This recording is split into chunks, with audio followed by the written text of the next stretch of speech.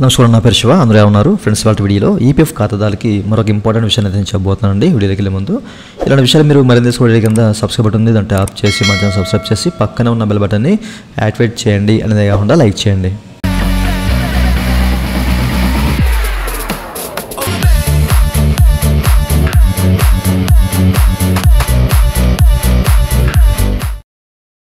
ఇక టాపిక్లోకి వెళ్ళే ముందు ఈపీఎఫ్ సంబంధించినటువంటి క్వైరీ సర్వీస్ కావాలంటే పెయిడ్ సర్వీస్ ఉంది, నన్నైతే కనెక్ట్ అవ్వచ్చు. నా వాట్సాప్ నెంబర్ వీడియో కింద మీకు డిస్క్రిప్షన్లో ప్రొవైడ్ చేశాను. వాట్సాప్ ద్వారా మాత్రమే నన్నైతే కాంటాక్ట్ అవ్వండి. అయితే ఈ వీడియోలో చాలామంది ఏంటంటే ఉద్యోగం మాసిన తర్వాత అమౌంట్ తీద్దాం అనుకుంటారు అన్నమాట. ఓకేనా. వాళ్ళకి సంబంధించిన పీఎఫ్ ఖాతాలో అమౌంట్ తీద్దాం అనుకుంటారు. అలాంటి సందర్భంలో అమౌంట్ తీయలేని పరిస్థితులు ఉంటాయి. ఓకే. అయితే ఉద్యోగం మానేసే టైంలో మీరు ఏం చేయాలి, ఏం చేయకూడదు అనే విషయాలు అయితే ఇక్కడ చెప్తాను. అలాగే చాలామంది ఉద్యోగం మానేసిన తర్వాత అమౌంట్ తీద్దాం అనుకున్నప్పుడు చాలా రకాల ఇష్యూస్ అనేవి జనరేట్ అవుతాయండి.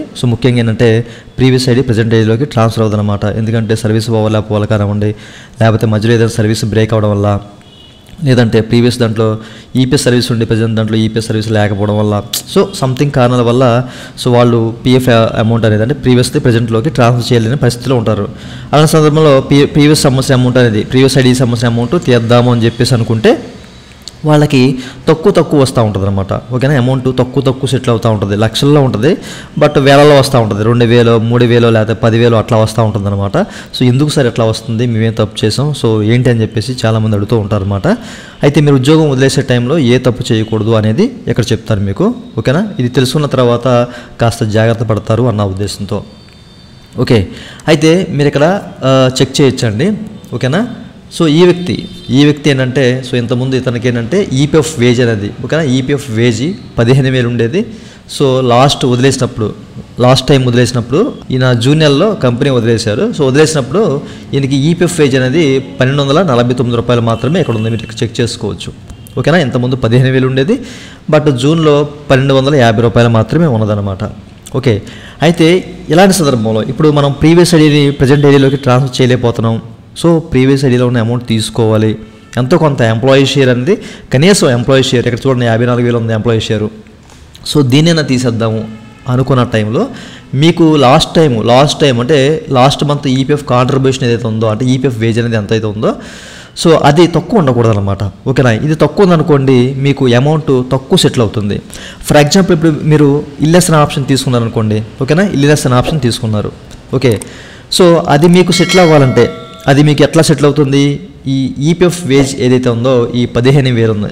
ఫర్ ఎగ్జాంపుల్ అనుకుందాం 15,000 ఉందనుకోండి. ఈ 15,000 6 టైమ్స్ మనకు సెటిల్ అవుతుంది అనమాట. అంటే 90,000 సెటిల్ అవుతుంది.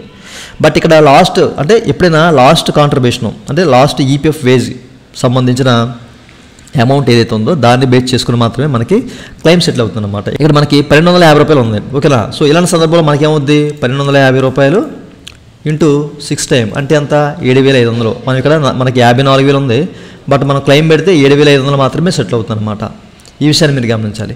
ఓకే. మనం 5 సంవత్సరాల సర్వీస్ దాటిపోయింది ఈ కంపెనీలో, బట్ మొత్తం తీసేద్దాము, ఈ అమౌంట్ అంతా తీసేద్దాము అనుకుందాం. ఇప్పుడు 54,000 అంటే ఇక్కడ 62,000 ఉందన్నమాట. ఓకేనా. 1,00,000 పైనే ఉంది. ఇప్పుడు కన్స్ట్రక్షన్ ఆఫ్ హౌస్ ద్వారా మనం అమౌంట్ తీద్దామంటే లాస్ట్ ఈపీఎఫ్ వేజ్ మనకి 1,250 రూపాయలే ఉంది. అప్పుడేమవుద్ది, ఓకేనా, ఈ 1,250 రూపాయలు ఇంటూ మనకి 20 to 30 టైమ్స్ సెటిల్ అవుద్ది అనమాట ఈ కన్స్ట్రక్షన్ ఆఫ్ హౌస్ ఆప్షన్ తీసుకుంటే. ఓకేనా. 30 టైమ్స్ తీసుకున్నా కానీ అప్పుడేమవుద్ది 37,000. అంటే ఈ 54,000లో కూడా అమౌంట్ రాదు. ఓకేనా. మనకి ఇందులోనే ఎంప్లాయీ షేర్లోంచి సెటిల్ అవుద్ది.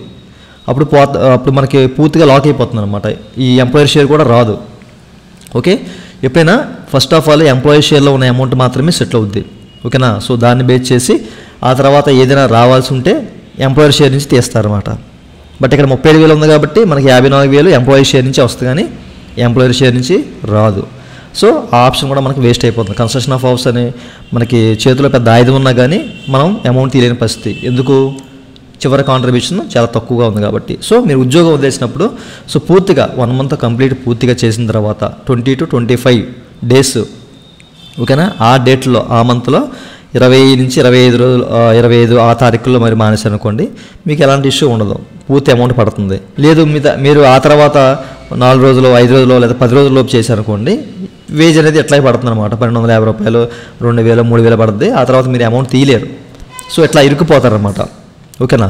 ఈ విషయాన్ని గమనించాలి. ఇప్పుడు కూడా మనకి ఏంటంటే ఇక చూడండి మనకి ఈపీఎఫ్ వేజ్ అనేది లాస్ట్ కాంట్రిబ్యూషను ఎట్లా ఉండాలి, అది 15,000 అవ్వచ్చు, 20,000 అవ్వచ్చు, 30,000 అవ్వచ్చు. ఎక్కువ ఉంటే దాన్ని బేస్ చేసుకుని మనకి ఆ యొక్క ఎంప్లాయీ షేర్ అనేది సెటిల్ అవుతుంది అనమాట. ఇల్నెస్ ఆప్షన్ తీసుకుంటే 6 times, ఓకేనా. అలాగే మనకి కన్స్ట్రక్షన్ ఆఫ్ హౌస్ అనే ఆప్షన్ తీసుకుంటే 20 to 30 times సెటిల్ అవుతుంది అనమాట. సో ప్రతి పారాకి ఇంత లిమిట్ అని చెప్పేసి ఉంటుంది. సో దాని ప్రకారమే మనకి సెటిల్ అవుతుంది. ఓకే, సో వేజ్ అనేది తక్కువ ఉందనుకోండి, మనం ఏం చేయలేము ఇంకా. ఓకే, సో తక్కువ ఉందనుకోండి, నెల పెట్టుకోవాల్సి వస్తుంది. ఇల్నెస్ అనే ఆప్షన్ తీసుకొని నెల తీసుకోవాల్సి వస్తుంది అనమాట. అట్లాగే 4-5 నెలలు తీసుకుంటే కానీ ఆ కొన్ని అమౌంట్ సెటిల్ అవ్వదు, ఒకేసారి తీసుకోవడానికి అవ్వదు అనమాట. అందుకే మీరు ఎప్పుడు కూడా ఉద్యోగం వదిలేసేటప్పుడు ఫుల్ మంత్ చేసిన తర్వాత మాత్రమే వదిలేయండి. అప్పుడు మీకు ఇలాంటి ఇష్యూ వస్తే అలాంటి ఇష్యూ లేకుండా మీరు ఎంప్లాయీ షేర్ అమౌంట్ అంతా తీసేయవచ్చు. ఓకే, ఈ విషయం మీకు తెలియాలన్న ఉద్దేశంతో చెప్తున్నారు. ఇదండి వాళ్ళ వీడియో. ఈ వీడియో మీ నచ్చితే వీక్ లైక్ లైక్ చేసి మన సపోర్ట్ చేయండి. అలాగే ఈ నిమిషాలు మీరు మన తీసుకోవడం కింద సబ్స్క్రైబ్ ఉంటుంది, అంటే యాప్ చేసి మన సబ్స్క్రైబ్ చేసి పక్కన thank you for watching and జై హింద్.